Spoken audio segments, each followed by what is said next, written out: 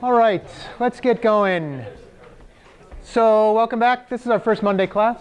Hope you guys had a good weekend. We're going to talk about a bunch of things today. I'm actually going to do this a little different than I did the morning class. We just had a question about when the morning class is. It's 10:30 on Mondays and Wednesdays, so feel free to come to that one if you can't make this one for some reason. But I'm going to do something a little bit different than I did in that other one because I don't think it worked as well. That's one of the nice things about being the second class of the day is that I get to practice on the first one, and then you get hopefully a better lecture on the second one. But we'll see. Anyway, here's what we're going to talk about today. I'm going to do a little bit of a homework 1 post-mortem, talk about just a little bit about the homework and what you guys thought about it and what I thought about how it went, a little bit more than what we did the other day. And then, so labs start this week. Hopefully you guys got emails saying when your lab time is, and you can go ahead and show up to that this week. I actually sat through the first lab today, and I think it went all right. We'll talk a little bit about the lab itself, but there's a couple sneaky things in there that will take a little bit of thinking, but I think you'll do fine. And if you did not get an email about the labs, please stop by afterwards. We'll figure it out. You can actually go online and sign up for a lab time. I apologize to those who didn't get their first or second choices for lab times. We tried to do the best we could of figuring the whole schedule out so everybody got their best time. But if you for some reason can't do the time that we have you signed up for, you can still go online and see if there's other times and jump into another section if you want. So that's available.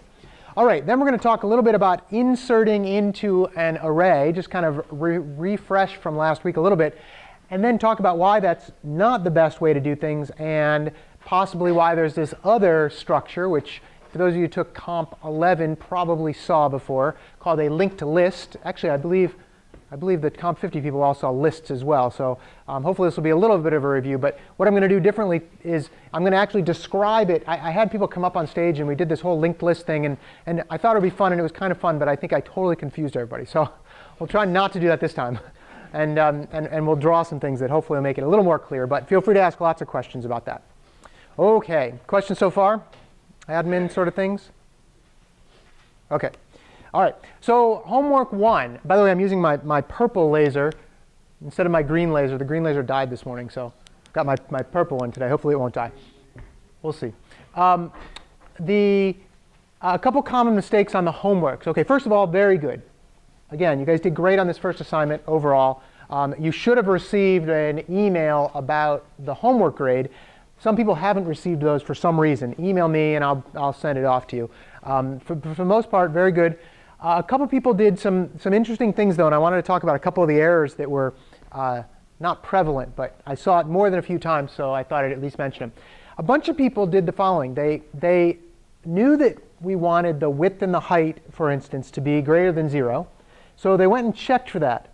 And then they said, if the width and height weren't greater than 0, they said, great, I'm not going to set my variables.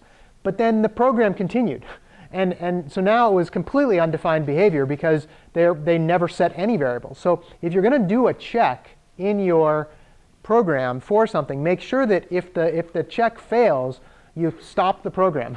That's what assert does for you, which is why I like using those. But otherwise, you have to do that because it was a little confusing when I saw this check, and then all of a sudden the program was giving weird data or weird answers, and I thought, oh, I see what's going on. So make sure you do those checks. OK. The second thing, the auto grader. Look, it doesn't have artificial intelligence. Okay, it cannot pick up on certain things, like, for instance, if you put a period at the end of your output when you weren't supposed to.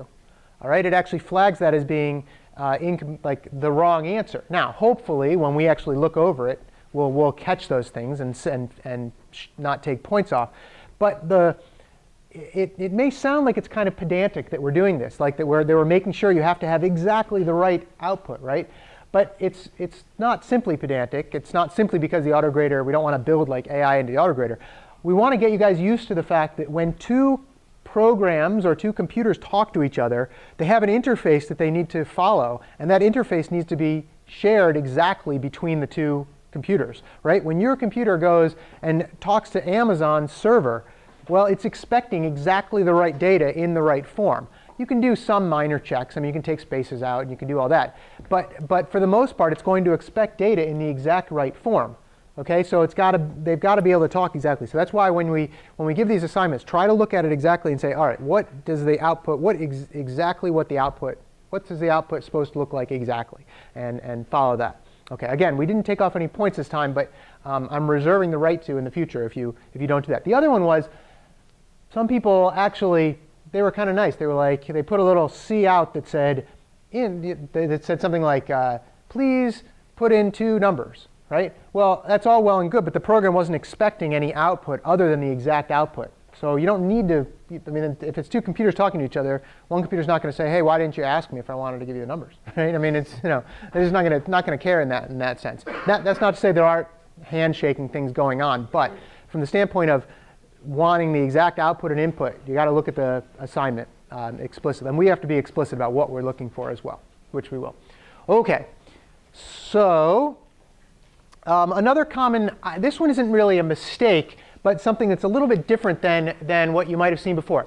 If you say rectangle R1 semicolon, that actually calls the constructor for the rectangle 1, the one with no arguments. And it actually builds you a rectangle and stores it in what we call the automatic storage duration. So you don't have to actually destroy it at the end. It gets destroyed for you by the compiler and so forth. But it actually does call this. So some people did this. They said rectangle R1, comma R2, and then later they recalled rectangle with actual parameters in it for R2, and that actually just destroyed the first one and then recreated the second one, which is a bit redundant. You don't need to actually do that. Okay, so in the future, just you can either build your program so that it only calls that second rectangle, or you can use this other method, which some people did, and it was not expected, but I don't think we took off points, and if we did, you can let me know. And that said, if you find that the grade that you got was either wrong or you have a question about it, please email me. We'll figure it out. So I want you to, I don't want you to think, oh, my grade was terrible and I thought I did it right, and just get the, ask me about it if you think we graded it wrong, because I'm sure we graded some wrong. Okay, anyway, the other thing you can do is you can say, all right, look, I'm going to declare a pointer to R1. That's what the little star is. It's a pointer to a rectangle. That does not give you any space for an actual rectangle. All that does is say, I'm going to give you a place where you can hold the address for the rectangle that you eventually create, okay, which is what happens in the next line here. Then you say R1 equals new rectangle, and then if you put the parentheses or the other arguments, you get an actual new rectangle created at this point, which is the address is put into R1. Okay, this is going to come up a little later when we talk about linked list, and we'll have to kind of wrap our heads around it because it's a little tricky. And this is actually dynamic. You should be using delete if you're going to be using a new. And somewhere in your program, there's probably going to be a delete. You don't always have to do that because your program will end and then it'll reclaim all the memory. But the big picture is if you're using new, oh no, this one's dying too, isn't it? Oh no, well, oh, it's going to die slowly. Well, whatever. Oh, you know what? I found this the other day. Haha. They've got one there for us. There you go, I can point. All right, I'll use this, the 20th century laser.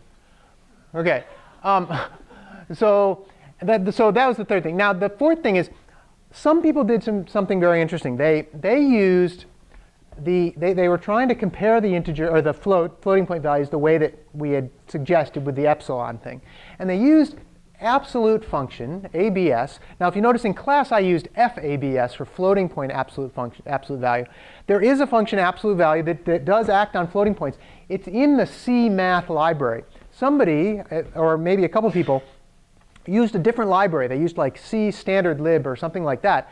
Turns out that the absolute value for that requires integers. And it won't necessarily tell you that it's converted your floating point value into an integer. Right? It just, for whatever reason, the compiler didn't warn you. I thought it would, but it didn't. So your program that used the wrong absolute value function from the wrong library ended up comparing integers instead of floating points and would not necessarily produce the right answer. Even without that warning, though, you probably should have done some testing where you actually test your functions with values that might be typical values that you actually might expect in a program. And that's the one thing that I don't think some of you guys were doing. You either create test functions or just go through a number of different types of inputs that you might expect. So you might have caught this. You might not have. I mean, the compiler didn't warn you. You might have caught the fact that you used the wrong absolute value if you'd used if you'd done some testing with floating point values, and that it would have caught it. So definitely make sure you do your own tests on the inputs. Different types of tests for different types of input. Okay. All right. Any questions on homework 1? Last minute questions on that. OK, awesome. Good job on that stuff. All right, as I said, lab 1 begins this week. We're going to be doing a lab that's called Hookbook. And it's actually a pirate social networking app. Not pirate like as in steal music, but pirates like as in arr, right? Those kind of pirates. We're gonna create a pirate social networking app, which is for pirates to like be friends with other pirates, right? And the lab itself is relatively straightforward, except for the fact that we threw something in there. We said, all right, not only are we going to give you a dynamic array, which we talked about last week, but we're actually going to put dynamic arrays inside to a dynamic array inside a dynamic array, so that you guys get to write some internal function that uses dynamic memory, and then there's an external one which also uses it. So we've done the creating of the external one and the doubling of the size and all that when we need to expand it, but you need to do the inside one. So it's like I said, there's a couple little tricks in there that I think we'll get better at teaching it over the course of the lab. So was anybody in the lab earlier today? Yeah, did you end up finishing it? No, did you end up finishing it? Almost? Yeah, so it's a little tricky, right? There were a couple tricks. And by the way, if you don't finish it in the lab, that's actually OK. I mean, you should try to finish it. You should submit something in the lab. But this one was a little tricky to do in, I think, an hour and 15 minutes. So, but we'll get better. And I think it's an interesting lab anyway. So you'll have to write one method and one destructor. For those of you guys who already did it, you know what I'm talking about. And you have to expand the array. And you also have to use this thing called a struct. You guys who did Comp 11 probably know what structs are. You probably use them. Structs are actually I have the one we're going to use on the next page. Structs are actually just like classes, except that all the elements are actually public by default instead of private by default. Really, that's just about the only difference. And you need to use this as your structure for holding a pirate who has friends. Okay? You're going to have let me see if I can. Oh, I can't quite get up there. An unsigned integer. Unsigned integer. A bunch of people asked about that, by the way. Integers come in 3 flavors, right? They come in negatives, positives, and 0, right? An unsigned integer says, forget about the negatives, just make your values positive, and you can actually get twice as many values because you don't have all the negatives. You can just get positive values. We decided to make this the member ID an unsigned number because we're not going to have member IDs that are negative. So it really doesn't matter, and we're probably not going to get 2 billion pirates signing up for a pirate book, right, or hook book. But we're going to try to pretend that we're thinking of this in a rational way.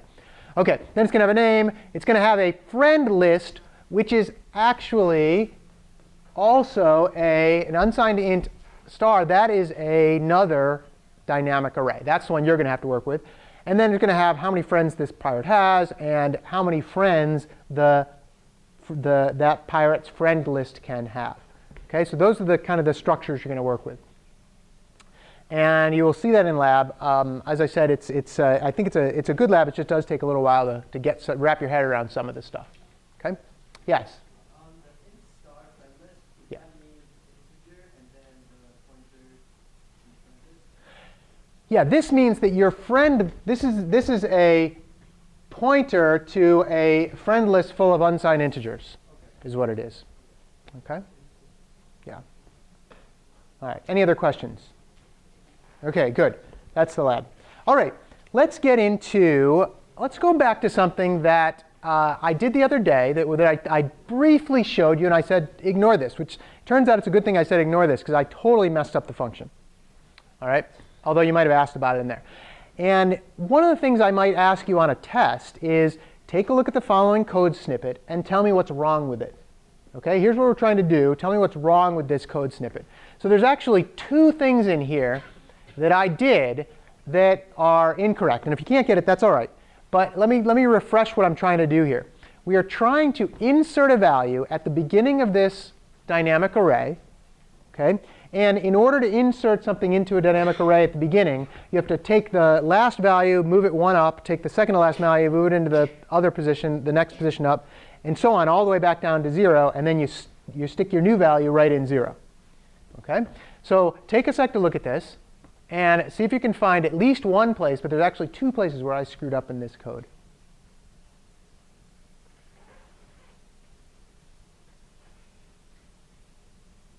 Yes?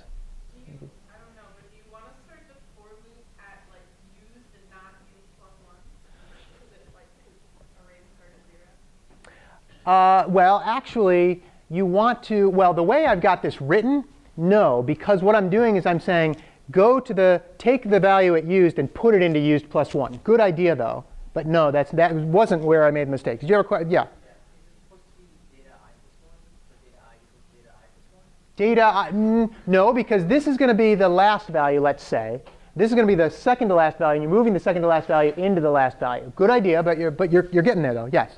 Won't it run infinitely because it's the set to while I is greater than 0? And Yeah, this is definitely one place where I screwed up. What I said was, OK, I'm starting at use plus 1, and then while I is greater than 0, increase it, right?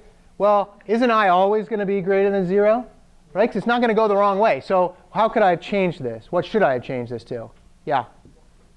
We're starting from the ones all the way over here. Starting the one on the other, yep. Then we're going to move it to the right. We're going to move the one.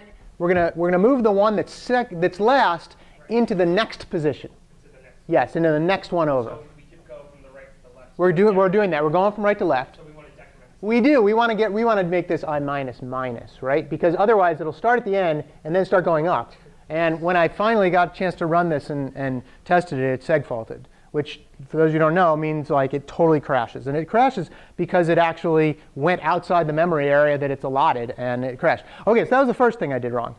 I'm not infallible, right? There's something else I did wrong here. When you add a value to a list, OK, how many members does the list now have?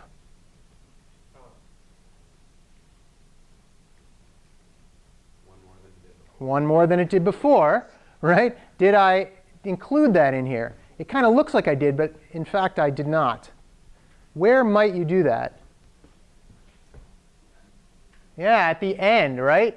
What I'm doing is I'm saying, OK, we're going to put in 0. We're going to put the value that we're asking for, that we want to put in the array, right at that 0th value. And then how many values do I have in the array? Of course, at the end of this, I still have used number, right? I mean, there are used plus 1 because I did put 1 at the end, but the program only thinks there's this many, not this many plus 1. So I should have had a little used plus plus at the end there. So I screwed up. Okay, but you'll have to read through some of this code. I might not make that. That was probably a legitimate type of question for a midterm. Let's say, it was like, where did I mess up? And I would tell you what I'm trying to do. But you have to be able to look through those. Questions on that? Okay, let's fix it. All right. First of all, fix it. I put used here and I minus minus. OK. So, and I also, let's see. This is the one where we fixed. OK. I could also write, this inserts right at the beginning. We could also write a function that inserts somewhere along the line, right, at some index value. OK. And that one might look like this. OK. It's going to say, hey, I have an index here where I want to put the value. All right. I don't want to put it right at the beginning. I still have to do a bunch of moving, but I can do it right. I can do it only from my only down to the index value I want. I don't have to bother with the stuff before that value. Everything after that value gets moved. Okay? All right. Here's the function now.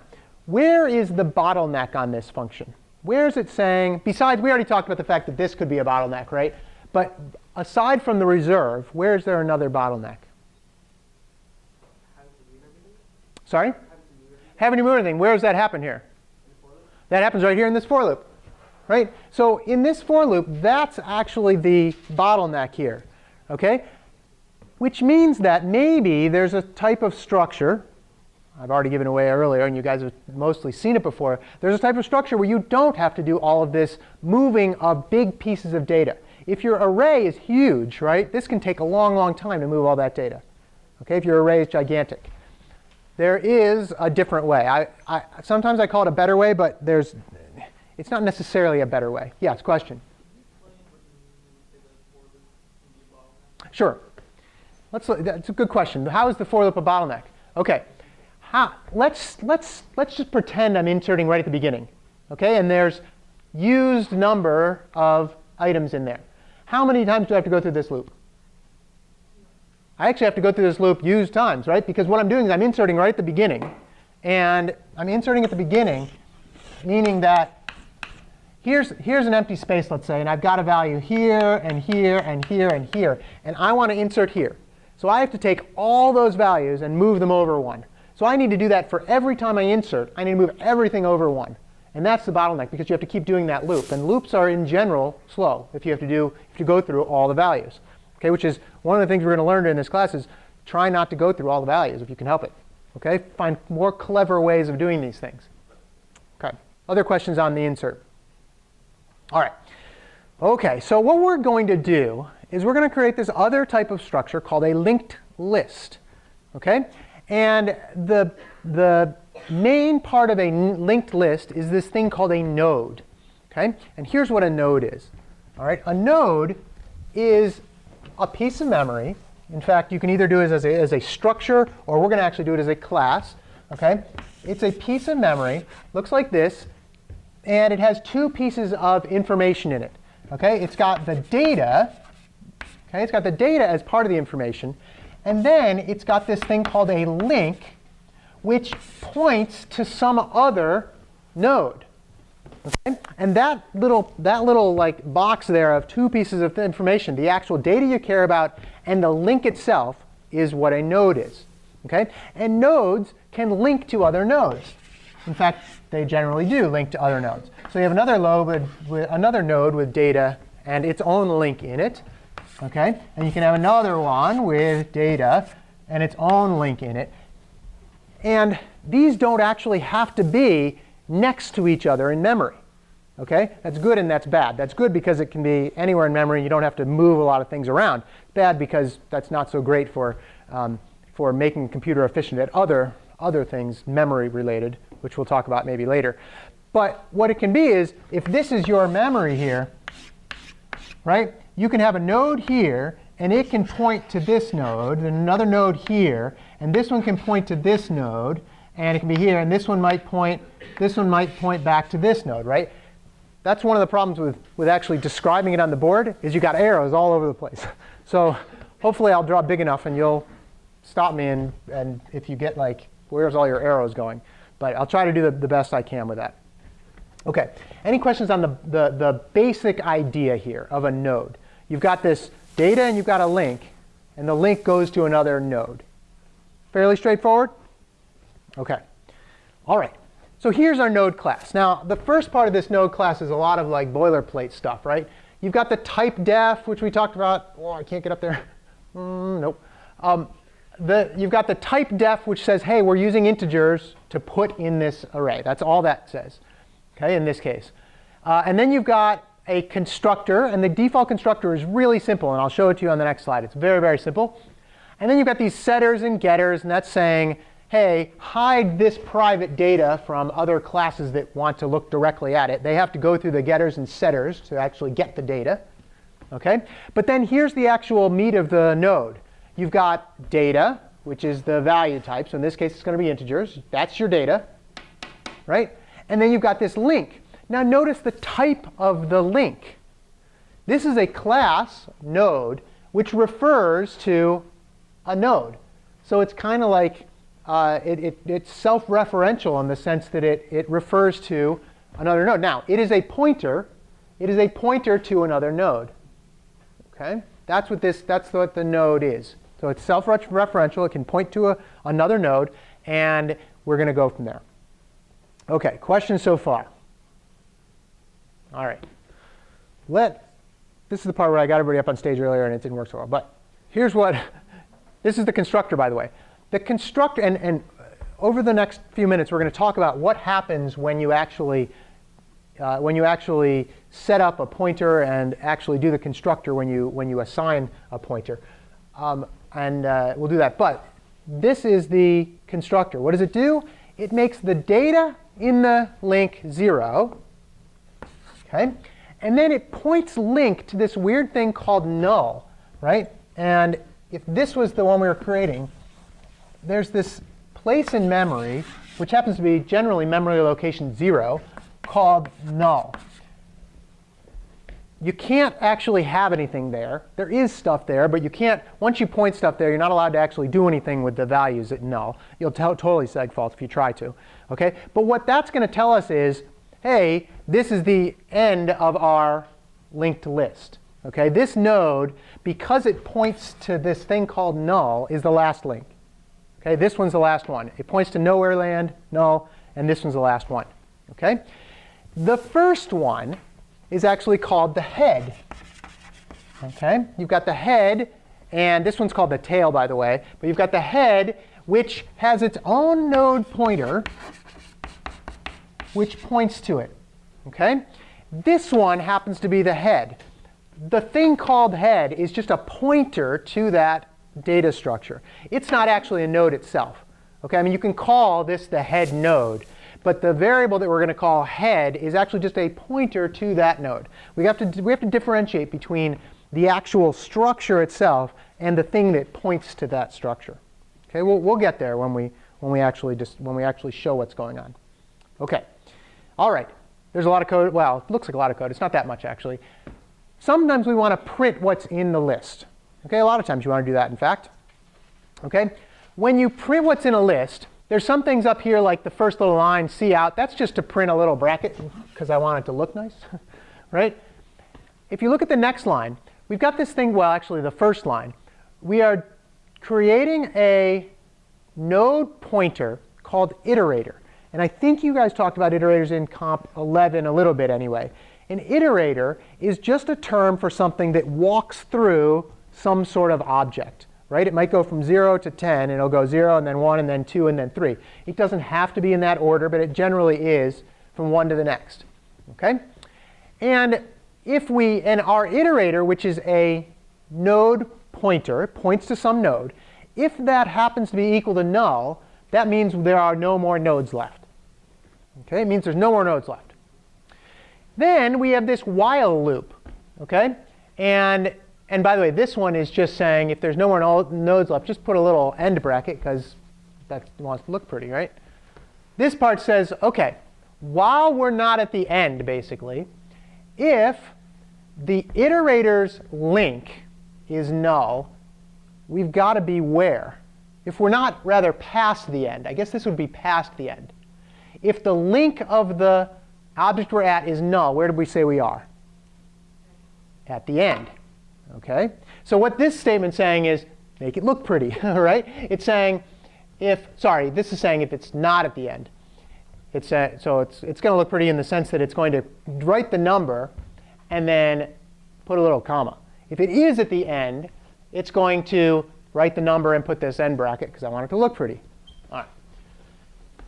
And then we go through this loop. So we check the link, or we check the object. We get the data point. We print it out. And then we set the iterator to be equal to its own link, which is kind of cool, right? You're basically saying, OK, if this is the node we're on, OK, and this guy points to it, right?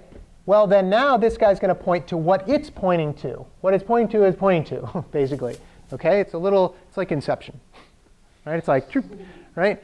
And then that does it. Now, if you took Comp 50 and did a lot of recursion, you could rewrite all this in a very recursive way. We'll talk about recursion in a couple weeks. But that's basically what you're doing. You're taking this one, you're looking at its data, you're getting its link. Then you're taking this one, you're looking at its data, and you're getting its link. You're taking this one, you're looking at its, well, you're seeing if it's null, and you're doing that. OK? So that's the bottom line on that. Yes? So a node can either be a pointer, data, and a pointer, or just data. OK, careful. Or just no. No, well, OK. A node is going to be data and a link. OK, so data and a pointer. That's a node. You can have these pointers to nodes, which are the structure that says, hey, that's a node. Now that can be null. If that's null, it means there's no more links there. But that itself, the pointer, like in this case, the head pointer, does not actually contain a node. It says it's over there. There's your node over there. And what you can do is you can actually end up with saying that that value is not pointed to anything, meaning that we're at the end. Does that kind of make sense? Yeah, but in this code, you're calling iterator like with the star. Yeah. It's a pointer, but you like define it as a node or declare it as a node? It's declared as a node pointer. That little star way up there means it's a node pointer. It's not a node, it's a node pointer. And that is a very good question. If you're defining something with the little star, that means it's a pointer, which means that it doesn't have its own like memory associated with it. It's got just an address in there, and that address tells you where the actual node is. Okay. Yeah. And as a point of clarification, the type definition right before it is telling the compiler what that pointer is going to point to. Yes, exactly. So when it says node star, that means it's a pointer to a node. So that's exactly right. The type that's right before it is what it's pointing to. Good. OK. So anyway, that's how you go through a list with a print list method. All right. So I wrote a little program here. Now, we're going to change this program a little bit. But here's what I want to do. I want to go through this and show you kind of how you might create some nodes and what you have to do that's special when you want to keep this list going. OK? When you want to keep the list, like when you want to add new members to the list, and you need to make these links, like we're talking about. You have to actually figure out where to put those links. It gets more interesting when you start to insert like between nodes, because you have to change a couple different links. And if you delete things, you have to delete some links. So let me give you an example. Let's say you have node 1, node 2, node 3, and then this one will go to null, let's say. Okay. Node 1, node 2, and node 3. Forget about the fact there's data in there right now. Okay? If I want to add a new node at the end, I have to create a new node, right? And if it's going to be at the end, I need to do two things. The first thing I need to do is I need to make the previous last node point to the new one. And then I need the new one to point to null. Make sense? You're going to have to do that to add something at the end. If I want to add something to the beginning, well, then it gets a little trickier too, or in the middle, which we'll get to. All right, for now, we're just going to be adding these nodes at the end. So let's create some nodes here. OK? Let's see what happens when we do this. All right. And I'll try to write big enough. And my arrows might go all over the place, but try to follow the arrows if you can. OK. So first thing we do in this program is we create a node called a node. But it's actually that's a lie. We don't create a node. We create a pointer to a node. OK? So what I've done is I've said, OK, here's a node, which is a pointer to a node. OK? When I say that, when I say node a node semicolon, because it's a pointer, all it does is the compiler says, or the computer itself says, here's an area that's big enough to hold an address. And whatever's in there right now, I don't care about. Like it could be any value in there right now. So I create a node pointer. I create a node pointer called a node. What's it pointing to right now? It's not just nothing, it's who knows. It's completely arbitrary. It could be pointing to memory location 20 or 1,000,000 or 5 or whatever, but we don't know. OK. Pause on that for a sec. Let's create two more nodes. We're going to node pointers. I keep saying that. We're going to two more node pointers. We're going to create one called temp. And you'll see why it's called temp, standing for temporary in a minute. And then we're going to call one head. OK? Again, these guys right now, not pointing to anything we can rely on. They're not pointing to null. They're not pointing to some value we know. They're just pointing out there in the middle of nowhere. Who knows where? OK. That's part one. All right. Now, we can say a node equals new node constructor. Right? When we do that, this says, aha, now I'm going to give you the memory for a node. OK. So here is our new node. And it's going to have data, and it's going to have a link, and that link is going to point somewhere. What did we, let me go back a couple things here. Take a look at the constructor. In the constructor, what does our data end up at the end of that?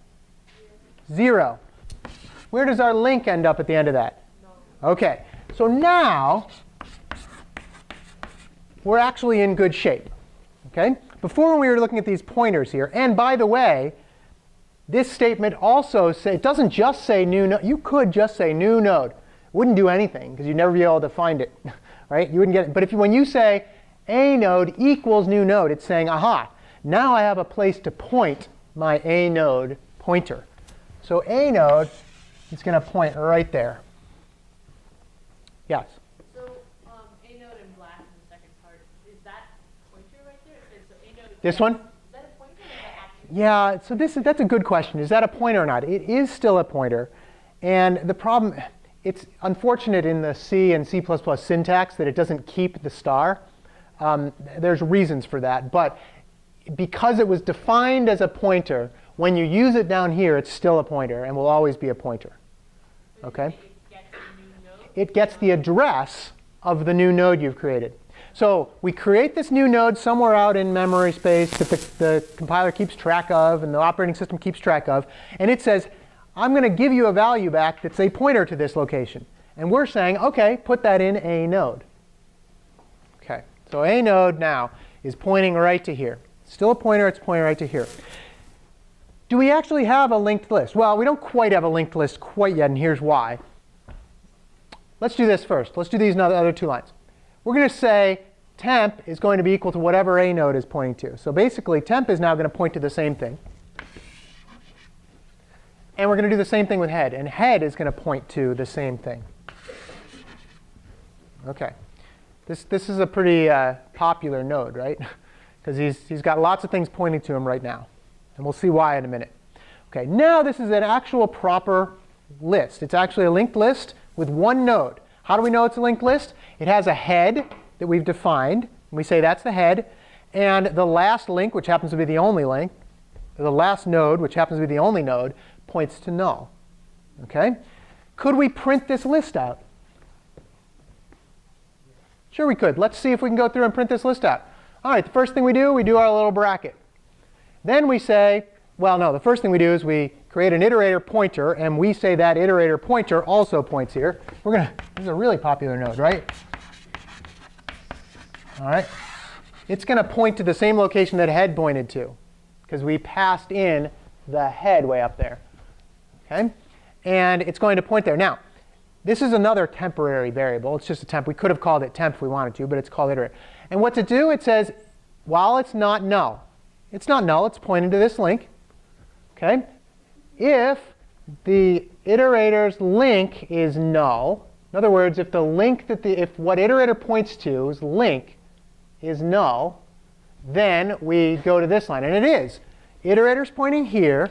This thing is null. So we're right here. We say, OK, sorry, it is null. So we skip this one. And it goes down here. And we say, all right, print out, get the data from the link, which in this case happens to be 0.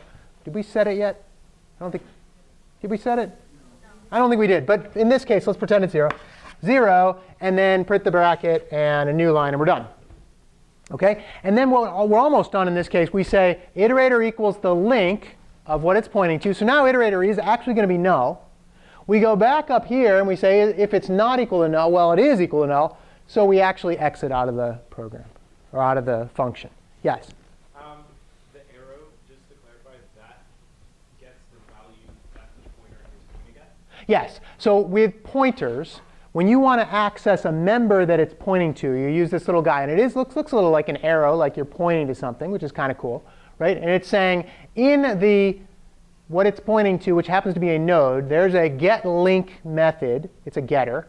And that returns the value in the node. OK? So that's what the getLink one does. All right. So let's go back to where we were. I might have skipped over one. No, I didn't. We haven't actually put the data in there yet. OK, so I could print it out. And right now, it would be 0. I haven't printed it yet. because let's say I put another print list here. It would have printed 0. It would have printed out 0. OK. Well, now we go up here and we say, all right, forget. And by the way, we've gone out of the print list, and iterator is now no longer even existing anymore. It's gone. These other things in this program still exist. OK, so a node points to, or a node points to this node. And now what we're saying is, what it's pointing to, call the setData function and set that data to 4. I'll go over here, and we set that to 4, like that. OK? And then we print the list. And I won't go through the whole business again, but what it's going to do is it's going to look at the head, and it's going to say, hey, head, where are you pointing? Oh, I'm pointing here. OK, what's the data? 4. Write 4 down. Then are we at the end? Yes, stop. Right? That's what print list is going to do in that case. Instead of 0, it would just be 4. OK? All right. Now we get into something a little more interesting. Now we're going to try to create a new link, or a new node, rather. OK? So we go down here and we say, all right, our node is now a new node. OK? That means that we get to create a whole new node like this. It has data and a link. And because we're using the constructor, it actually gives us this, it actually constructs this properly, puts 0 in the data, and the link actually points to null. OK? Do we have a proper linked list yet? We don't, because we've got 2 nodes that aren't really connected to each other. They're connected, they both go to null, but that doesn't do anything for us. OK? What we need to do is we need to make sure that this guy now points to this guy. OK? So what we can do is we can say, all right, let's make temp. We'll say, hey, temp, what you're pointing to, OK? Oh, I made a mistake. Is a node still pointing at this guy? No, it's not, actually. A node is now pointing to this guy. OK, that's why we need this temporary one in here to say, oh, OK, let's go ahead and do this. We could have used head in this case, but we can't the next time. All right, so what it's going to say, it's going to say, hey, temp, what you're pointing to, make your link equal to what a node is pointing to. OK? So instead of pointing to null, I'll just do this. This will still be pointing to null, but out here. Still null. And this one is now going to point to our link. Is this a proper linked list now? It is, actually. And the last thing that we're going to do, by the way, is we're going to make sure temp is pointing to the next thing, the last one that we're using here, so that we can get to it next time. So what we do is we just say temp now is pointing to whatever a node is pointing to. So it's going to be like this. Temp is going to also point over here. OK. So now we've got 2 links in here. Link number 1, or 2 nodes in here. Node number 1. OK, it's pointed to by the head, so we know it's the first one. It points to another node. That node points to null. Can we print the list? Sure. We go to the head and we say, hey, where are you pointing? I'm pointing to this one. OK, let's write down that value. It's 4, comma. And then set that iterator to the next link, whatever it's pointing to. Where are you pointing? Oh, I'm pointing over here. Oh, do you have a value? Yes. 0. Right? So I'm going to write down, no. I did. I forgot to set that. We forgot to set this. Thank you. Here, we set the data to equal 2, like this. There we go. Your data is now 2. And because you're the last one, we're done. Because you point to null. OK? We can do it one more time. Let's do it one more time. It's not up here. Let's insert 12, let's say. OK, if we want to do 12 in here, we just go back up to like here, and we say a node is new node. OK, we'll create a new node here called that we're going to point a node to. It's going to properly create it with 0 and a link to null.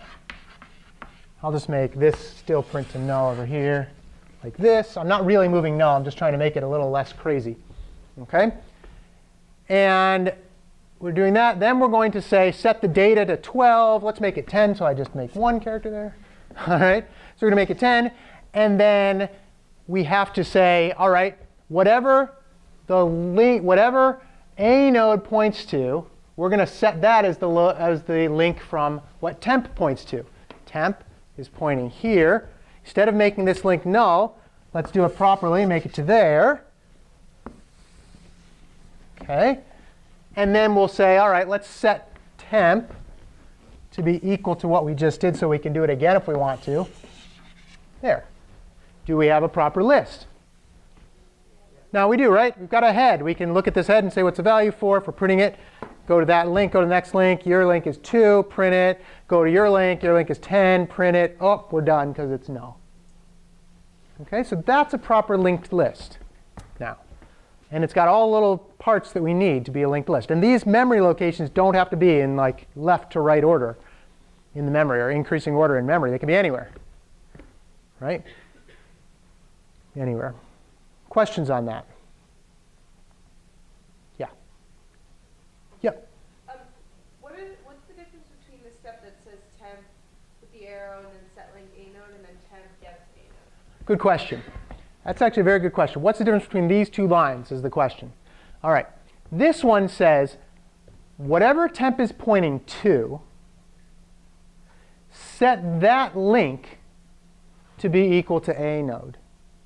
So before, temp was pointing here. When it was pointing here, set its link to be equal to the one that a node is pointing to. Then the next line says temp is now going to be equal to whatever a node is pointing to. So now this pointer, temp pointer, now gets pointed to the same thing that a node is pointing to.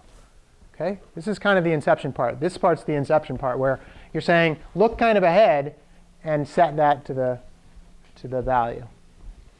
Okay? All right. Yes? Kind of a question. Can you set link, a node? Sure. You could set link, set link. What that would do, that's like really inception, right? If you said set the link of this one, that would say what's this one? This one's link, set it. You try not to do that. I went down that path one time with the program and got so crazy. I was like, what am I doing?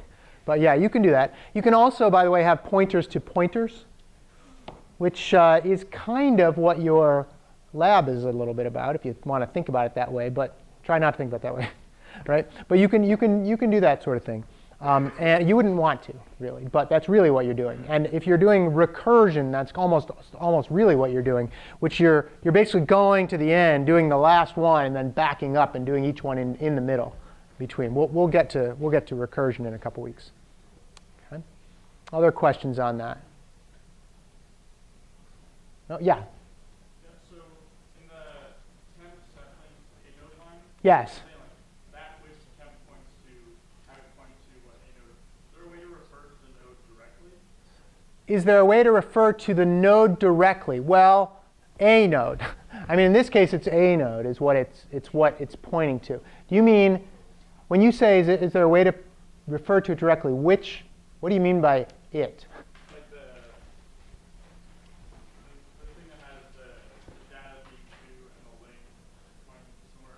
No. Well, yes and no. If you want to refer to this memory location, but let's look at the last one. If you want to right now, the way it is on the board right now, if you want to look at this last memory location, refer to this last memory location, you can say either a node or temp. They both refer to this location. If you want to get the data out of this, you can say a node arrow get data. That will give you the data from this one. If you want to set the link or get the link, you could do a node get link or temp get link. Doesn't matter in this case. What if I said head? What if I said this? I said head get link. Right? What's that going to return to me? Head get link. It would get this one because it's saying what's the link from what the head is pointing to. Right? If I say head, that's this one. If I say hey, head get link, that's the one that the link is pointing to. That's how it's working. Yes? Does get link give the pointer, or does it? So get link returns the pointer to the node. getLink returns a pointer to the node, yes. Yep, that's what it does. Okay. All right. I think we're starting to get this. This does take a little bit of like time to sink in. I'll give you that. But once it sinks in, you'll be like, oh, I get it. Okay, questions on that? All right, let's move on to actually a couple other helper functions. Now, these are not functions of node. Okay, they're functions that know about nodes, but they aren't a node. They aren't in the node class themselves. We could come up with another class that's a linked list class, but for now we're just going to stick with the node class and then other functions which act on that class. Okay, all right. List length. A lot of times you want to know how long your list is. The nice thing about the arrays is that we kept around that used variable that said how long it was. You could do something similar for this. If you wanted to keep around the length of the list, you could. But a lot of times we don't do that. A lot of times what we do is we go through the whole list and count them. All right? Not very efficient, but that is one way to do it. Okay, let's see how this works. This is very similar to the print list in the sense that it's going to walk through the list and count as it goes. Okay, let's see how this works.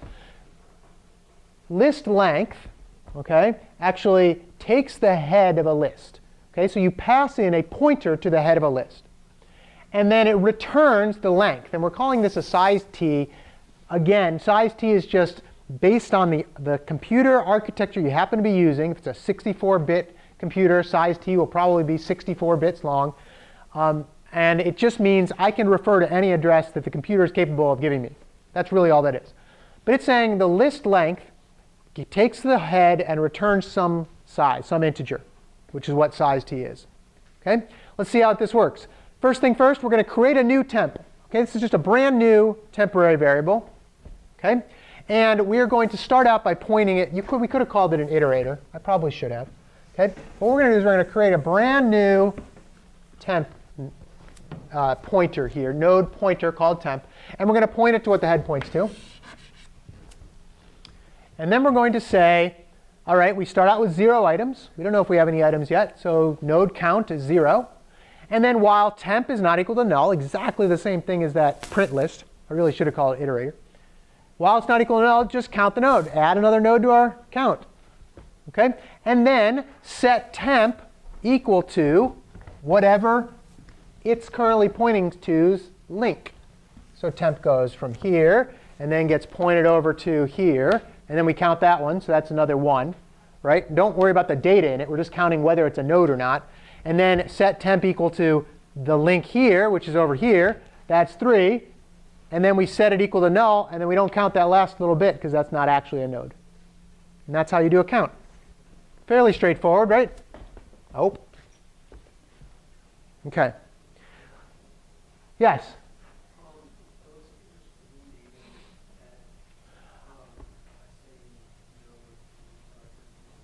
Yep. Good question. So the question is, hey, it looks like you're renaming head to temp. I guess I didn't really have to do that in here. I could have incremented the head each time. I could have said head, and this will actually be very apparent in the next thing that we do. When I say head up there, it's actually giving me a copy of the head pointer, so I can do whatever I want with it. And then it won't actually change the actual head in the program. So you're right. I didn't have to name this temp. I did that because I don't want you guys getting confused and thinking, oh, if this is the head, now this is the head, now this is the head. That's really the only reason. The head, as far as we're concerned, is always this one. In this right now, anyway. It will become different in a minute. But that's what we're trying to do there. So yeah, we're trying to do that. Good question. Very good question. OK, let's go on to insert at head. Okay. Before we were inserting at the end, okay, and it was relatively easy. You create a new node, you change a couple pointers, you're done. This is almost just as easy, except now you have to be a little more clever. You have to be a little more clever here. Okay. Here's what we're going to do. And this is where it starts getting like too many links and too many nodes that you got to kind of pay attention to. I'm trying to write big. All right. Insert at head. Okay. Insert at head is saying I'm going to take the head of the list here, right? And I'm going to create a new node, and I'm going to put it where the current head is, and then have my list from there. That's all it's saying. Okay, it was like the insert one we started with in the array earlier. Okay, here's how it works.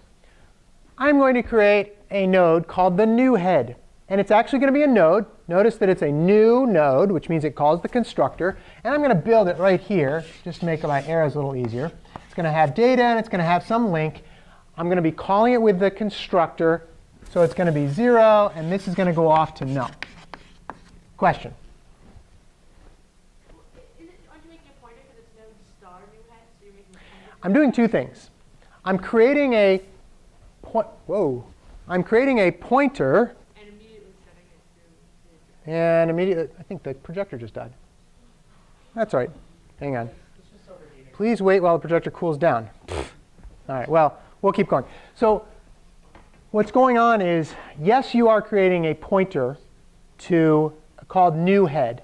Okay, this is a new head, which is a node pointer.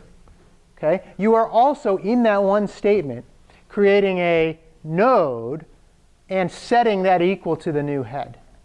Or setting, rather, new head equal to the point to that node, like that. Okay?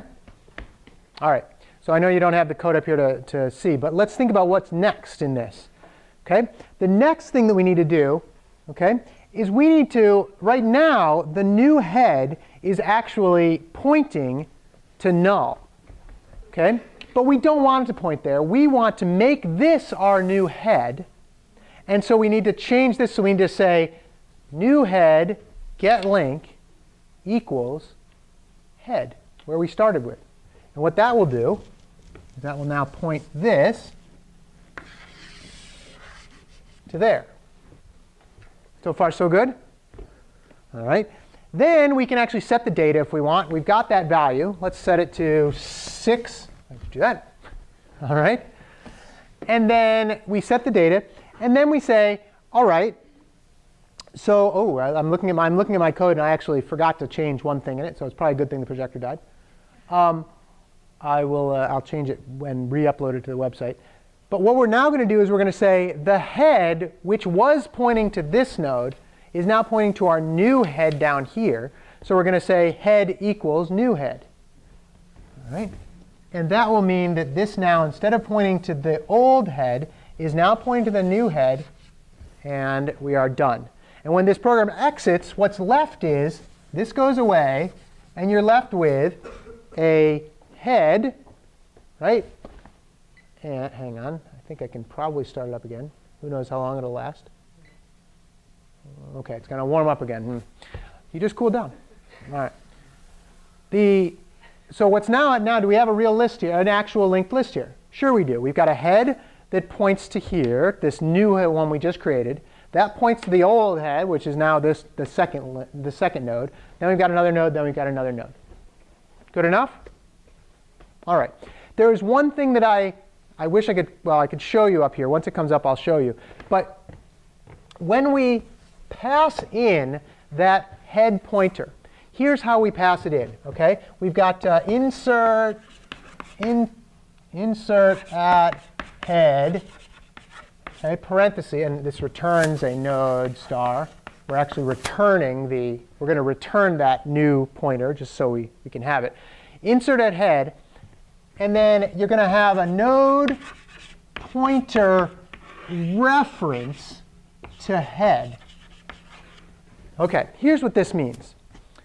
Node pointer means we're looking for a pointer. This little guy, you've probably seen it before, and to refer to, hey, give me the memory location, if you've used it before. In this context, it does not mean that. It means give me the information I need to change the original head variable back in the program that called it. OK, why do we care about that? Well, sometimes in C++ in particular, we want to pass in values that can change themselves in what was calling it.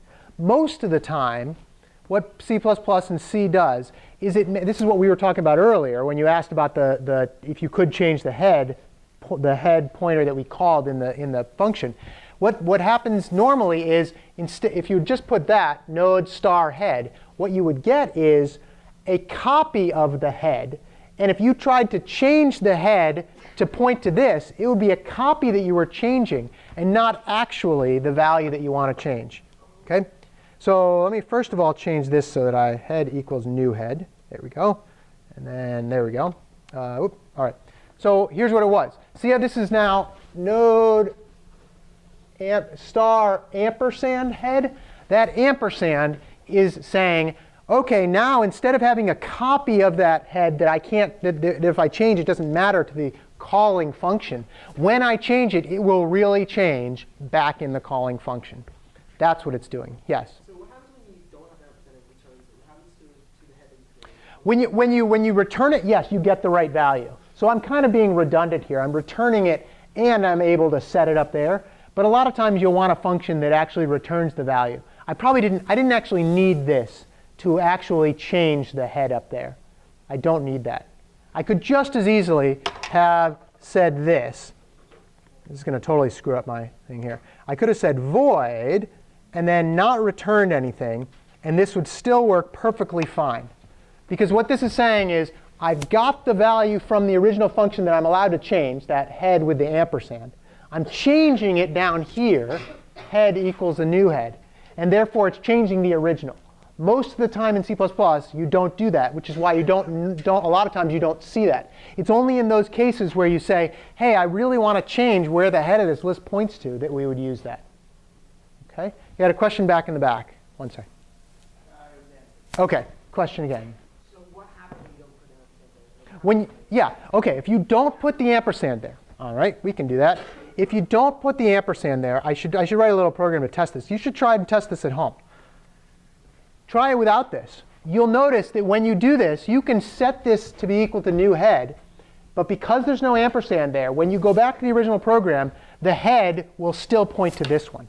It won't point to this one anymore. Okay? What's happened is you've only changed a copy of the variable. You haven't changed the actual one that we care about. That's the difference. Okay? Whew. That's a tricky concept. It took me a while to get my head wrapped around it when no pun intended, when I started out in C++ and C. C doesn't even have this idea of the thing. In C, you would actually have to pass a pointer to a pointer, which we don't want to do that if we can help it because it's ugly. You do it, but we wouldn't have to. I mean, we would have to in C. In C++, they give you this little ampersand and say, now you can change the original. That's all it's saying. Okay? It takes a little while to get your head wrapped around that. Remember the first day of class when I said that C++ is not the most fun language? It's things like that that make it not quite so fun because there's lots of little things that'll catch you. Okay? All right. Questions on that? Insert at head. Okay. Notice the reference. That's what I was pointing at earlier. Okay. All right. Node insert at some location. All right. Here's where it gets another little weird part about this. OK. Let's say that I want to insert a node right here between these two. OK? Which node do I need to get first to be able to set this node up here? If I get this node, would it do the job? No. Why? Why would it do the job? Yeah. Because you don't have the previous link. Yeah, you don't have this. The thing about linked lists, especially singly linked lists as opposed to doubly linked lists, which we'll talk about later, singly linked lists mean there's a single link going in one direction. Okay? It's like there's no way to go backwards in a linked list. If you start with the head and you go this way and this way and this way and you say, oh, I want to go back to the other one, you can't. You got to go all the way back to the head and then walk down the list till you get to that one again, unless you've been like really sneaky. There are ways of doing this so that you don't have to do that, which is a doubly linked list, which means you have another pointer pointing back to the one it just came from, which we'll talk about later. But in this case, you don't. So what we need to do with this is we need to say, OK, we are going to put a new node in right after this one, let's say. Okay? here's what we do. All right. We first create a new node, like we've been doing before. Create a new node. Let's create it right here, like that. It's going to have data, and it's going to have a link. And because it's also creating a new node pointer, right? And because we're doing this, it's calling the constructor. We're going to set it so that it equals 0, and it links to null. OK. All right. Now we're saying, OK, the new node, set its link to the previous node's link. Because we're trying to insert it in here. At the end of the day, doesn't this one now have to point here? And this one has to point here? Well, the way to get this one to point here is to say, go to this one, get its link, and make it the link of the new one that we just pointed in the same place. So this now goes to there. OK? And then we say, set the data. OK, well, we'll make it 8. OK? All right, so we'll set the data to 8. And then it says now, previous set its link to the new node, which is pretty simple. It's now saying, set this guy to now point to there, like that. OK? That's how we're going to do it. Yes, question? What is the node column value type of the top? Good question. So this one up here, remember on the other day we talked about a value type, which is saying, hey, if I want to change from ints to floats later when I recompile this, or I want to change to some other data type, I set the value type in the node itself. So this happens to be, you have to use the node : because that's where I actually set that value type. I could have set it somewhere else, but I set it inside the node to tell me what kind of values we're storing in the nodes. The node being the class, yeah. Yeah, we're storing integers in here right now. We could store floats or strings or some other type of value. OK? All right, and then we're returning the new node. This is probably a little more important in the sense that, well, we've created a node. If we want to use it again in some other function, well, we might want to return it when we do, but to get it back. But in the sense that we've now added a new node somewhere down the line. Does that make sense? We've done that? Yeah. Why do you want to return the new node instead of the head? It doesn't really matter. You've got the head already. I mean, you've got the head already hopefully in the calling program.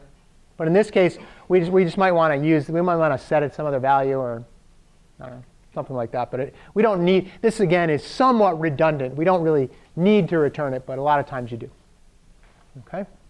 All right. Notice we don't need any of the ampersand thing here because did we change like anything that linked to previous? No, we didn't do that. We didn't change its like pointer. We changed something we changed the link inside here to point to the new node. But that was all we did. We didn't change the actual value of the like previous node itself or something like that. OK? All right. So that's insert at node. OK. I think we have time for maybe one more here. Remove at head. If we want to, now, by the way, remember, this is different than arrays in that when we inserted here, right at the head, did we have to move any of the other guys? We didn't do any moving at all. Saves time, hopefully, right? So if we've got a billion integer array linked list, then we can add one at the beginning in very little time because we just need to change a couple links and we're done, right? Create a new node, change a couple links, we're done. OK. All right. Let's look at remove at head. OK? Here's the head. It's right here.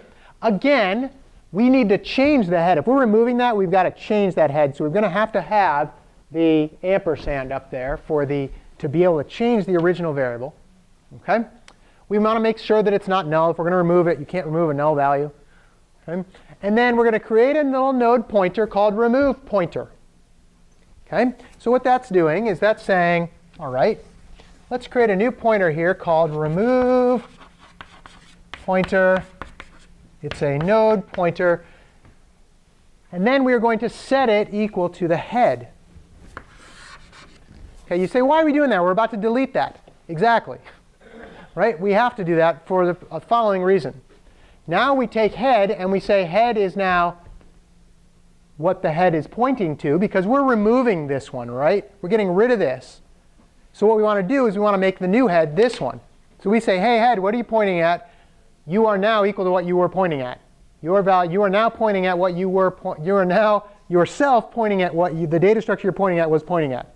Ooh, that was kind of painful, right? But now it's going to just change the head to point here. And then we say delete this. This doesn't delete the pointer. It deletes the stuff that's pointing to. That's what delete means. So when we say delete remove pointer, that's saying this goes away. And this is actually still pointing at something, but we can't use it anymore. It's done. We can't use it anymore. That's the end of it. Yes? To clean up, would you want to set that to null? Sure. If you want, well, actually, since we're returning from the function, it doesn't matter at all. I mean, since we're just returning, you don't have to set it to null or anything. It doesn't really matter. Yeah. But if you were to keep it later, you might want to be safe. Yes? And the point of setting remove pointer is just so that you have some way to like Exactly. remove the Yeah. head. Yeah. So if we hadn't done that, once we moved the head from here to here, we wouldn't be able to refer to this anymore, to delete it. Nothing would be pointing at it to say, hey, delete that. So that's what we're doing. We're just saying, hey, keep a temporary variable around. We're calling it remove pointer that points to this so that we can change the head to be this one so that we can now delete it. And the computer doesn't like automatically delete that, or like what would happen to that data? Yeah. If you didn't delete it, it would stay around to the end of your program, which, I mean, who cares for one pointer? But if you forgot this line and had a billion pointer list, well, your computer will probably crash because its memory is leaked, we call it. The memory leaks, and we just can't get back to it to delete it. And the compiler doesn't know anything about it. Now, in other programming languages like Java, for instance, you can do that. And Java is perfectly happy with saying, go ahead and do that, because I'm tracking the fact that you're using this. And if you're using this guy, I'm tracking the fact that you're using it. And it does what's called garbage collection to actually take care of it for you, which is nice with languages like Java. But the problem with that is garbage collection happens when you least expect it sometimes, and it takes time to do. And sometimes you don't want to do that. You want to do it yourself in a lot of cases. That's why we use C++. So that's it. Somebody else had a question? No? OK. Yeah. Is he like this on a program? We would construct a node and then like set the data and set the length. Could you write a constructor such that you set the data and set the length? Can you write a constructor that it sets the data and sets the length? Absolutely. I didn't do that just for simplicity here. But yeah, you could totally do that where you just set the data immediately from the constructor. That's not a bad way of doing it. Yep, absolutely. OK.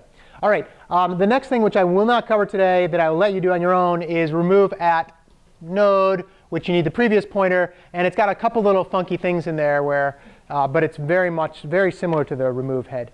OK, last minute questions? Yes? Delete, remove. Yes, it is. Thank you. Delete, remove pointer. Same thing. So I shouldn't even let you see it. It's my fault. Anything else? See you guys Wednesday or in lab.